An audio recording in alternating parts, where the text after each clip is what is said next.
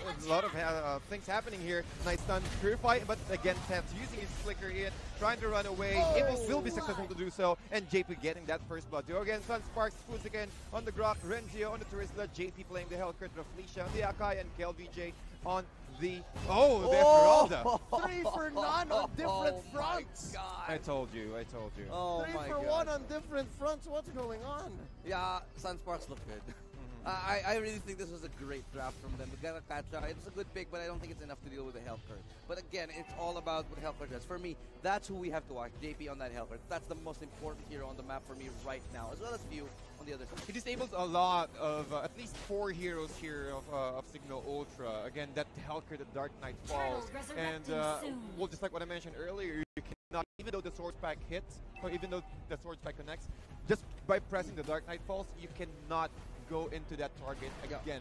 So there will be no burst potential for Gushin there. Yeah, so if you don't see it, you can't dive onto it, right? So that already removes one of the very big bursts, already addressing it. So here it comes. Sunsparks easily going to take up Turtle. No one's ever going to even come close to it. And they actually already take down, they take that down pretty quickly and get a 1,100 gold lead advantage so early on. That's 2 minutes with 1,000. Oh my goodness. So Few trying to chase down Fuzikin, but Fuzikin can easily run away. Falling Stormwind will not connect though, but they do have information that Falling Stormwind has been used already. And KLVJ trying to utilize his turtle buff. And that's one thing. You also have the Esmeralda. Who can control the Esmeralda here? Dark Shadowblade Slaughter, but then also committing the Divine Judgment. No way. Still alive! No way! No the body way. of Smith. Ladies and gentlemen, that's how strong this Terizil right here, even without any items at all, just with the Bloodlust. Oh my goodness, Dark Knight falls into the Hurricane Dance, and another lockdown, the damage is there, and also the Petrify will be used, and Fuzikin storming forward, using the Wild Charge, and Avatar Guardian will be used as well, but JP locked inside, he can just easily jump away. But Fuzikin gets taken down in the top lane though, so that's a 1-for-1. Here we go. That's not enough damage to get one down, but Raflesia gonna get chased down by Yaku, so we've actually made it into a 2-for-0 exchange in favor of Cignal Ultra. Sunsparks still ahead though somehow. The taunt is there, but can he survive? Penalty zone will be committed. And since he saw KLVJ, maybe if KLVJ waited inside the brush area and then used the falling stone, that would be a secure kill there. Yaku's doing well for himself here, sustaining the lane and of course just winning by himself. But that's only because Sunspark hasn't visited him much. Sunsparks has left him there for quite a long while. And yeah, so far no towers down. This is good for Cignal Ultra. But then again, Sunsparks has every decision to make right now on the board. They are ahead. You know, if KLVJ, this is what I'm going to say. KLVJ is one of the best peer players, period. Like, period. He's one of the best players in the country. I think he's very underrated. And if you give him that Esmeralda and he snowballs, you're never going to kill him. And look at this combination. Easy Hurricane Dance, and that's going to be another clean kill. That's, but in the top lane, look at that. Renzio gets taken off, so it's a 1-for-1. Not too bad, but I think this tower is much more important than the mid lane. JP, you need to look at JP here. 3-1-0 with the Bounty Hunter. You can imagine how fast he can build that BOD. Looking at the items here, double Legion swords, and just one more component for the BOD, and that should be enough burst for them to even take down the tanks of Cignal Ultra. Look at the fast take on this turtle. There's not much they can do. Fuzikin pushing back. Or the is there? members of Cignal Ultra. They're going for a fight here. Falling Star Moon onto the Senya. He goes down. KLVJ taking it. D looking really low once more. He is going to walk away though.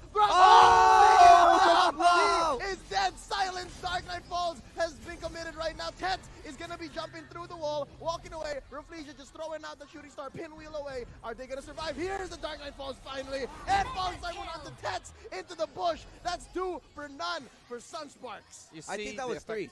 Yeah, I think that. Was it a long? It was 2. Right, it was 2. Yeah, it was 2. But you see the effect of JP here. Just one single Dark Knight Falls. Even Cignal Ultra will commit it, or well, having the aggression, it will really cancel out the aggression of Cignal Ultra. There's really no way that they can stop this. What's crazy about Hellcurt, now that we think about it, is he's a lot like Kufra, a hero that we cannot use currently because of a little bug that he has with his Bouncing Ball, right? Bouncing Ball acts like an ult. It's a second skill, but it acts like an ult because it stops so many things. But look at Hellcurt, you just hit him and you're silenced. That's as good as an ult because it affects the match so much. Yeah. But then you can still do Dark Knight Falls, which also does something big. So again, we gotta give credit to JP here and Sunsparks for picking that up. Yeah, I said in the beginning, it's all about how the Hellcurt will be used. The thing is, why I hate Hellcurt is because most players use him incorrectly.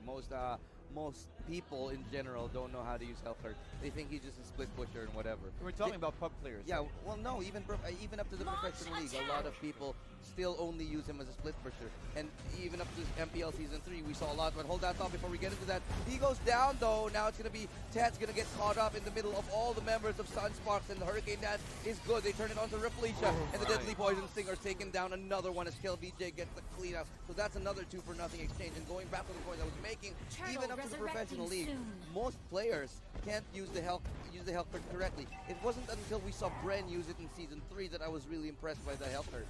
Oh, the Avatar of the Guardian, the God Attack pick. I really thought that it was a very good pick here for Cignal Ultra, but it didn't help them that much when it comes to if Sunsparks initiated first. So, yeah, you just need to walk away from the AoE. Again, I think Cignal Ultra got pushed into a wall here, into a corner hard. Literally. Because they could have also picked up the Minotaur. It would have been worse because Dark Knight Falls stops the Minoan Fury. Yeah. So, and that's what we saw in Season 3. So, that's again, yeah, you remember it, exactly. So yes, before that, up Sunsparks. until that point, there was no real good Hellcurt players. And now, the way that JP is using it, I feel like he took a page from the playbook of Bren, of Coco.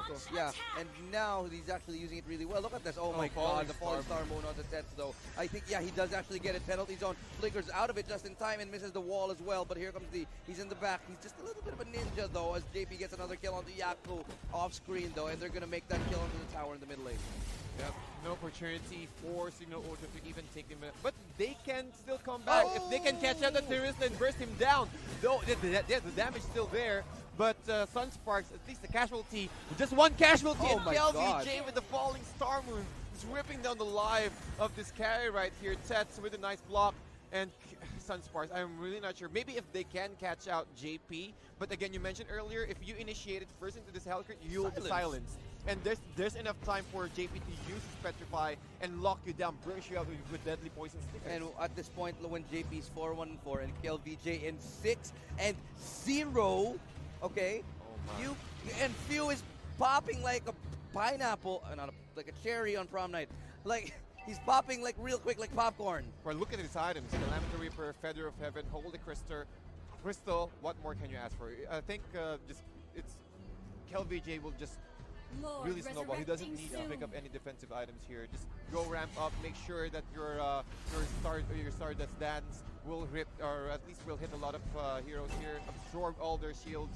That will be your sustainability. That is your defense. And look at the items that we've. Hold on. Before we look at the items, the Lord's already been taken though. So that's really quick. Look how fast that's going down.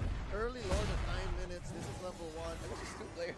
It looks like it's going to be marching down mid. And no towers taken by Cignal Ultra. Yeah. Wow. There's no opportunity given for Cignal Ultra. Okay, honestly, I was going to say this is a 2-0.